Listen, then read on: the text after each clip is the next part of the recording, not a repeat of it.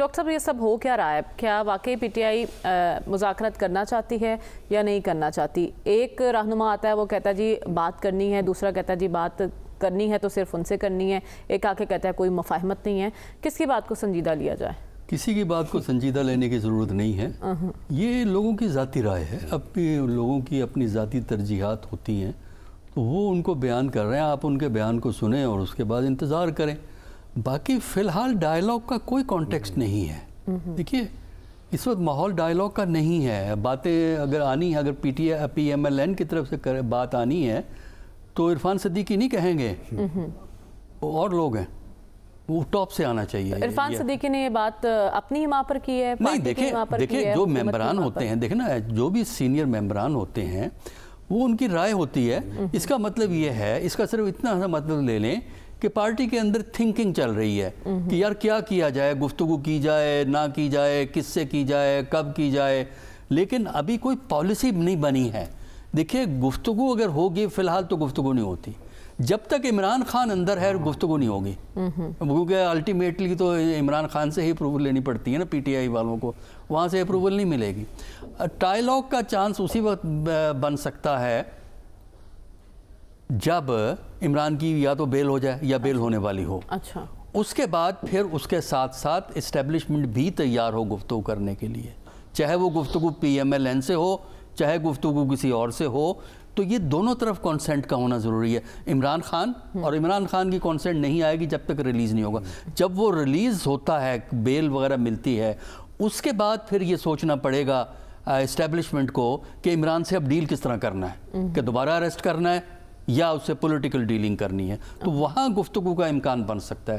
فی الحال یہ باتیں ہیں، سنیں، اچھی بات ہے کہ لوگوں کو احساس ہے کہ گفتگو ہونی چاہیے، لیکن ابھی جو ہے نا ہوائی فائر ہو رہے ہیں تو نشانے پہ کوئی نہیں لگ رہا۔ لیکن پی ٹی آئی کے رہنما تاریخیں بھی دے رہے ہیں خان صاحب کی رہائی کی کہ بس اگلے مہینے تاریخیں تو کوئی بھی دے سکتا ہے، لیکن اس طرح نہیں ہے۔ دیکھیں کورٹس نے فیصلہ کرنا ہے نا، ان کی جو کنوکشنز ہے جو 3 فروری میں ہوئی ہیں، 1 اگست کی ہے، تو اس میں 1 میں بیل ہوئی ہے، 3 میں اب بھی باقی ہے، اور بھی کیسز مئی 9 کے کیسز ان کے خلاف موجود ہیں۔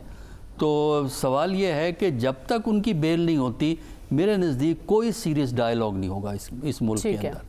باقی بیان بازی ہے، اچھی بات ہے، یہ احساس کے گفتگو ہونی چاہیے، میرے نزدیک یہ بھی ایک پازیٹیو تھنکنگ ہے، اور یہ کسی نہ کسی صورت میں زندہ رہنی چاہیے، لیکن ڈائیلاگ کا فی الحال کوئی کانٹیکسٹ نہیں ہے۔ ٹھیک ہے، آپ کو بیانیے کی ضرورت کیوں پیش آ رہی ہے؟ پارٹی اگر کمزور ہے، اور خود اعتراف کر رہے ہیں رانا ثناءاللہ صاحب کہ ہم امید کرتے ہیں کہ جب صدارت مل جائے گی نواز شریف صاحب کو تو نون لیگ دوبارہ مقبولیت حاصل کر لے گی، یہ کیسے ہو سکتا ہے ڈاکٹر صاحب؟ یہ ضروری نہیں ہے، لیکن دیکھیے 2 مختلف چیزیں ہیں۔ جہاں تک نواز شریف صاحب کے پارٹی کا صدر بننے کا سوال ہے، وہ کوئی حیرانی کی بات نہیں ہے، کیونکہ 2017 میں جب انہوں نے صدارت چھوڑی تھی وہ مجبوری تھی، سپریم کورٹ کا ججمنٹ تھا کہ جو بندہ ڈسکوالیفائی ہو جاتا ہے وہ پارٹی کا پریزیڈنٹ بھی نہیں ہو سکتا، تو اس مخصوص حالات کی وجہ سے یہ پریزیڈنٹ شپ جو ہے شفٹ کی گئی تھی، اور ان کے لیے ایک ٹرم، نواز شریف صاحب کے لیے ایک ٹرم استعمال ہوتی تھی اس زمانے میں، ایک طرح کے سپر لیڈر کی ٹائپ کی، لیکن پریزیڈنٹ نہیں تھے، پریزیڈنٹ شہباز شریف تھے۔ اب چونکہ وہ پابندی ختم ہو گئی ہے، لہٰذا یہ بات کہ وہ دوبارہ اس کے پریزیڈنٹ ہو جائیں کوئی ایسی حیرانی کی نہیں ہے، پارٹی کا فائدہ ہی ہوگا۔ لیکن دیکھیے بات یہ ہے کوئی نیا بیانیے کی ضرورت نہیں ہے پارٹی کو، اس لیے کہ اس وقت جو چیلنج ہے وہ یہ ہے کہ اس کی پرفارمنس کیا ہے۔ دیکھیے آپ فیڈرل لیول پہ ایک طرح دیکھا جائے، علاوہ کے پی کے، جو کے پی کو اگر آپ چھوڑ دیں، باقی تمام جگہ وہ حکومتیں ہیں جو پریزنٹ کولیشن کا حصہ ہیں، چاہے سندھ ہے، چاہے وہ بلوچستان ہے، پنجاب میں تو خیر ہے ہی ان کی حکومت فیڈرل لیول پہ ہے، تو یہ کیا پرفارمنس دیں گے وہ ڈٹرمن کرے گا کہ اس پارٹی کی اوقات کیا بنے گی آئندہ کے لیے۔ باقی پرسنالٹیز کا ایک اپنا امپیکٹ ہوتا ہے، وہ اپنا ووٹ پارٹیز میں کوئی اختلافات ہیں ڈاکٹر صاحب؟ اختلافات کا لفظ نہیں استعمال کروں گا، لیکن جو ہے وہ ڈفرینس آف اپروچ ہے، اس لیے کہ بہت سے لوگ یہ سمجھتے ہیں کہ شہباز شریف کی جگہ نواز شریف کو پرائم منسٹر ہونا چاہیے تھا، لیکن نواز شریف صاحب کا پرائم منسٹر اس لیے ہونا ممکن نہیں رہا تھا کہ جو رزلٹ آیا تھا وہ کافی ڈسکریجنگ تھا پی ایم ایل این کے لیے، اس کی وجہ سے نواز شریف صاحب نے یہ فیصلہ کیا کہ وہ پیچھے رہیں گے۔ اور دوسرا یہ ہے کہ اس کے پیچھے رہنے میں پھر وہ اپنی بیٹی کو بھی ایڈوانس کر سکتے ہیں. ان کا کیریئر سٹارٹ ہوا, بڑے اہتمام سے ہوا, چیف منسٹر پنجاب سے ہوا.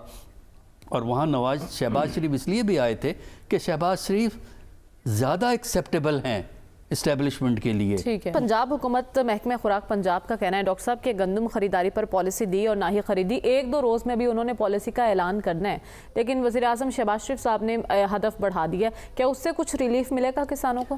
ہدف بڑھانے سے کیا مسئلہ ہے؟ ہدف آپ اس کو 4 گنا کر دیجئے. سوال یہ کہ آپ خریدیں گے اور کس پرائس پہ خریدیں گے اور کب خریدیں گے.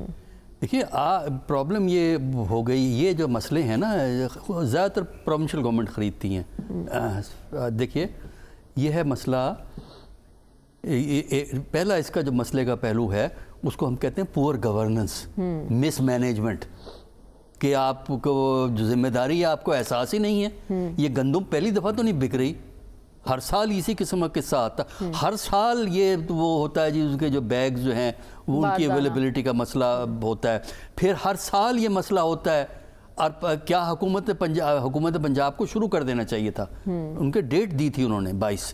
اچھا اب کیا فرماتے ہیں حکومت والے کہ جناب وہ تو ہوا میں رطوبت زیادہ ہے اس لیے ہم نہیں خرید رہے. جب ہوا میں رطوبت ختم ہوگی پھر کہیں گے وہ گندم گیلی ہو گئی ہے, وہ نہیں ہم خریدیں گے. بارشوں کا موسم ہے. اچھا اس کا مطلب کیا ہے؟ اس کا مطلب ہے ویسٹڈ انٹرسٹ. ویسٹڈ انٹرسٹ کے لنکیجز ہوتے ہیں حکومت کے ساتھ, اور ویسٹڈ انٹرسٹ وہ ہے جو آڑتی ہے, جو درمیان میں بیٹھا ہے, جس کے پاس پیسہ ہے. اب کسان جو ہے, عام کسان ہے, اس کے پاس مارجن نہیں ہوتا کہ گندم کو رکھے, کیونکہ اب اس کے پاس تو سٹوریج کیپیسٹی بھی نہیں ہوتی. وہ اس کو بچا کے رکھے اور انتظار کرے جب حکومت کی مرضی ہوگی, ان کی موڈ بنے گا تو پھر وہ میں 3900 میں اس کے بیچ دوں گا. وہ افورڈ ہی نہیں کر سکتے, انہوں نے قرضے بھی واپس کرنے ہوتے ہیں. دوسرا یہ ہے کہ آپ کو اس بات کا اندازہ نہیں ہے کہ اگر آپ کسانوں کو اس طرح خراب کریں گے جس طرح کہ ہماری اس وقت حکومتیں خراب کر رہی ہیں, تو ہو سکتا ہے اگلے سال وہ گندم ہی نہیں بیچیں گے, کچھ اور لگانا شروع کر دیں گے. وہ شفٹ دیکھیے ماضی میں بھی ایسا ہوا ہے کہ جب آپ کسی کو خراب کرتے ہیں, چاہے وہ گنے والوں کو خراب کریں, چاہے وہ ویٹ والوں کو خراب کریں, جو کاٹن آتی ہے اس وقت بھی اسی قسم کا مسئلے بنتے ہیں. سوال یہ ہے کہ یہ باتیں رپیٹ کیوں ہوتی ہیں؟ کیا پنجاب حکومت میں پچھلے سال یہ مسئلہ نہیں تھا؟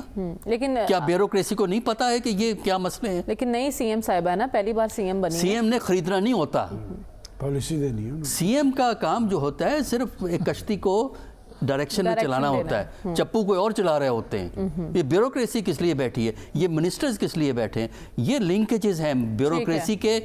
دیکھیے بیوروکریٹک اور پولیٹیکل لنکیجز ہوتے ہیں جس سے یہ ایکسپلوٹیشن ہوتی ہے, چاہے وہ ایف بی آر کا کرے جس طرح ایف بی آر کے افسروں کو کیا ہے. گندم ہماری قومی فصل ہے, یہ ذہن میں رکھیں. دیکھیے آپ اس کا مطلب یہ کہہ رہے ہیں کہ آئندہ گندم نہ بوئیں, گندم کی جگہ کچھ اور بوئیں, گنا بوئیں.